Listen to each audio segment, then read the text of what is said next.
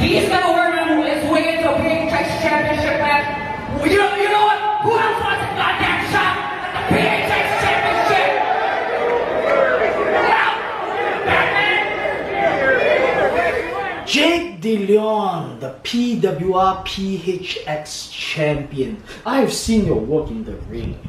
I've seen the way you move, the devastating moves that you unleash onto your opponents, and the unique style of wrestling that you bring to the table. And boy, must I say that I'm truly impressed. I think you're good, but you're not excellent, because you have yet to face a pro wrestler quite like me. I am the best that Singapore has to offer, and until you have beaten me, only can you call yourself excellent. I'm the definition of definition, the dasher of dreams, the emperor of eternity, the embodiment of Singapore wrestling. Hell, I am SPW.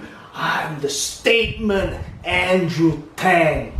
And now I'm coming for the Philippine Excellence Championship. Because on November 25th at PWR Vendetta, jaws will be smashed, necks will be broken, dreams will be dashed, a statement will be made, and a new champion crowned. And everyone will feel the